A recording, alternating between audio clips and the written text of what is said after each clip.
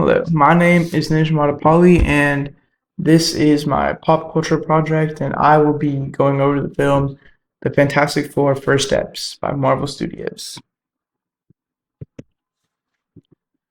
A quick description of this film is that obviously it's Marvel's newest film. It came out, I believe, a week and a half ago, July 25th, yes. And it's based on the Marvel comics by Stan Lee and Jack Kirby that were released throughout the 1900s, like the mid to late ones. I believe the first Fantastic Four comic came out in the 1970s, if I'm not mistaken. And there have been three Fantastic Four films released in previous years: 2005, 2007, and 2015. Don't fact check me on that, but all three of those films were flops, and the ratings were really bad, and they didn't gross that well at all. And so Marvel kind of scrapped it until Matt Shockman took this on recently. This film has a lot of big names: Pedro Pascal and Vanessa Kirby and Joseph Quinn, to name a few. And it was directed by Matt Shockman. This film essentially follows the Fantastic Four, which, if you don't know, were superheroes, but they were regular people who went into outer space for just a space exploration mission and got stuck in a wormhole. And now these four people just had like altered DNA and they were superheroes now. And a quick introduction of the characters is Reed Richards, which I don't know if you can see my mouse, but it's him right here. His powers are essentially just like Elastigirl. He can like stretch his limbs, and he's also a very smart scientist. There's his wife, Sue Storm, and her brother, the Human Torch, who can turn on fire. And then their friend, Ben Grimm, who's essentially a rock man now. And the overall like purpose of the movie, or like what it follows, is them trying to defeat Galactus and the Silver Surfer, who are essentially trying to destroy Earth as we know it, while also dealing with conflicts within the team. The director of this film is Matt Shockman, who has directed actually a couple other Marvel things, including WandaVision, which was Marvel's first TV show. And a fun fact actually is, in the Fantastic Four, there's a couple Easter eggs from WandaVision, which I didn't notice the first time. The second time watching it, I actually did notice that. I thought they were quite cool. Anyway, according to an interview with a Hollywood Reporter, he said he mainly took inspiration when it came to other people from the previous directors of the Fantastic Four. As I mentioned, there was three other films before his, and he especially took inspiration from the very first film. I forget the director's name, but he said he really enjoyed it and wanted his film to encompass some of the parts of that. He also wanted to kind of honor Jack Kirby, who was the original author of the Fantastic Four. He passed away recently, and he wanted to maintain his legacy, and that was one of his goals with the film. In another interview with New Rock Stars, he said he wanted to take inspiration from his own life and incorporate that in. And one of the ideas was that he wanted to include the live birth of Franklin Richards, because he said from his own life that like being a father is the greatest thing, and that the like birth of his daughter was the greatest moment in his life, and he wanted to encapsulate that in Marvel films. And fun fact, actually, like the live birth in Fantastic Four is the first of its kind in any Marvel movie. And now to the reviews. There was a lot of mixed reviews, but overall this movie was actually pretty highly rated across the main sites. But these two reviews stood out to me because of the way they described the movie. According to Matt's sites, he really enjoyed the kind of retro vibe that the movie gave, because even though the movie came out a couple weeks ago, 2025 July, the movie was set in the 1970s, and I actually agree with that. When I watched the movie, I really did enjoy like the kind of retro vibes and the cars and the people, and just it was like the scheme was really nice. He also said that the performances were really great, and I gotta agree with that. I especially love Joseph Quinn's performance. You know, I thought he would just like be the same kind of not villain, the same kind of hero, like the hot-headed guy, but he was actually like, he had a lot of depth, and I really enjoyed that. And the villain performance was also excellent. Like the review said, I especially like Silver Surfers and how like her villain development was shown, because we kind of saw how she became a villain, because she wasn't always one, and I really enjoyed that. Another review by Bill Jabiri talks about how the different aspects of storytelling from Shockman is like really great because of how boring the comics were, which was I was surprised. I wanted to introduce that because I don't agree with that at all. The storytelling was really good, but the Fantastic Four comic, at least the original one by Jack Kirby, is probably like my favorite Marvel comic that I've read. And I don't know, I mean, it's just this review is kind of, it doesn't fully encompass what the comic was like. And he also praises the design of the film and the characters and like the mid-century modern, but also the actual effects. And I gotta agree with that. Like the final scene, which you're actually gonna see here on the next slide, I believe, like the final fight scene, the CGI on that was actually really nice. Yep, here's the scene, and for a quick overview, this is just the final battle between Galactus and the Fantastic Four. And he's trying to essentially take the baby of Reed Richards and Sue Storm because he believes the baby has powers. And their Fantastic Four's goal is to teleport him into a different universe so he can't reach Earth ever again. And just a heads up, this movie is really new, so there hasn't been that many like official clips released. So this one is kind of, the quality is fine, but there's no audio, just to preface. But you could kind of tell what's going on just fine. Versus Galactus.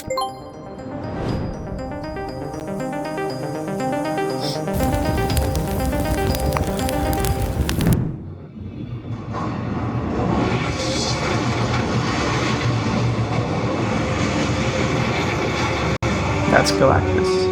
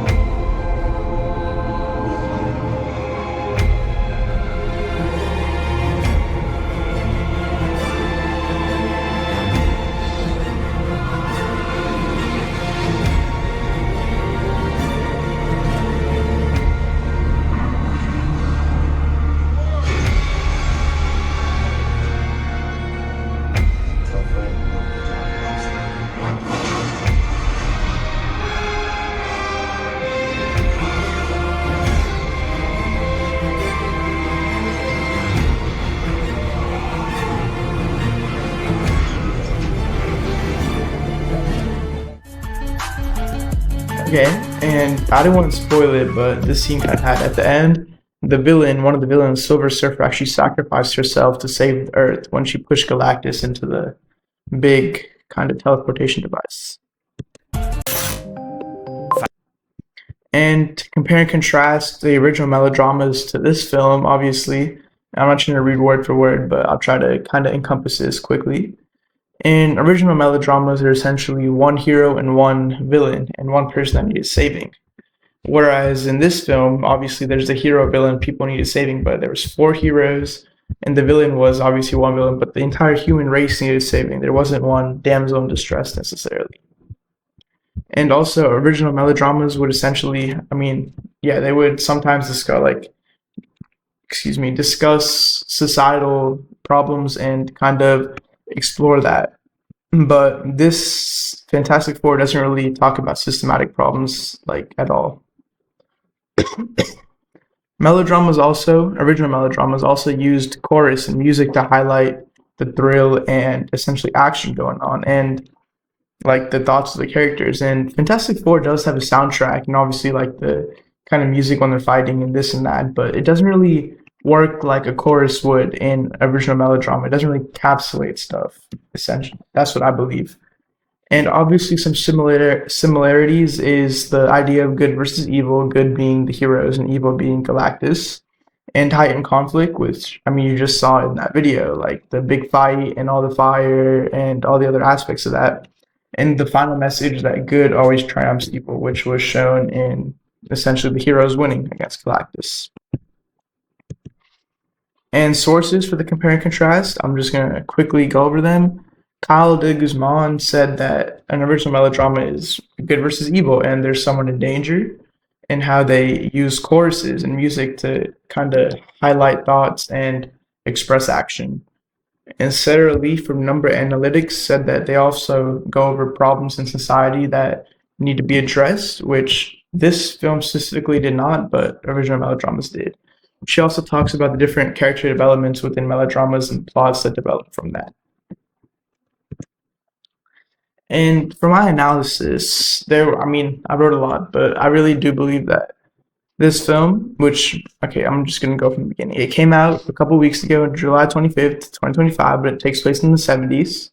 But there's still a lot of norms discussed, I feel like, which is not the traditional ones like gender, race, class.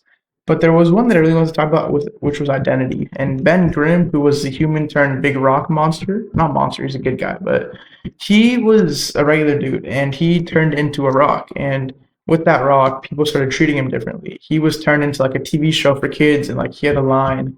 And wherever he would go, he would just be asked to say the line. And it was kind of degrading in a way. They were treating him like a circus animal and not a human. And it kind of showed the different aspects of society which people don't necessarily have empathy for other people, which I kind of want to include. There's also like the display of, I guess, selfishness, but also selflessness in the same way. Because the Fantastic Four were heroes that protected Earth with their entire might, and the Earth citizens thanked them for that. But whenever the Galactus offered to save Earth instead of killing everyone on Earth in exchange for their baby, the Fantastic Four's baby, and the Fantastic Four said no, everyone on Earth was outraged, and they turned their backs on the people that saved their lives countless times. And it kind of displays like the nowadays society where people only want things that like only want relationships, I guess, that they benefit from, whether it be politicians or stuff like that, or just money. And the second the Fantastic Four, who have saved them countless times, needed help, they turned their backs. One similarity between American culture that was there and in older days instilled in this film that were encompassed was the sense of like ride or die American pride. You know, at the end, I know I just said that the world turned their backs, but at the very end, the Americans did help the Fantastic Four, and like they had kind of had that spirit. You know, like we got this, we can defeat him, like America on top, and they kind of that spirit is still there nowadays, and you can see wherever you go, like the patriotic spirit of America. And I really want to go over this quickly. There's something outside of something going on in the world that is like slightly reflected, and it took me a while to find something. And when I say slightly, this is like barely related. But what's happening in Gaza, which I'm not taking a side, I'm not that involved in politics to know, but it's essentially a fight of good versus evil, and there's so many allies from different countries coming together, which is essentially what happened with the Americans and the Fantastic Four coming together to fight good versus evil, which will happen in the film. These are my sources cited, and really quickly, I just want to like have my own little film review corner. I'm running out of time. I only got 20 seconds, so you could pause and read it if you want. I would give this film a 7.1, and the picture on the right is just me and my friends. We went to see it in theaters. It came out. Thank you.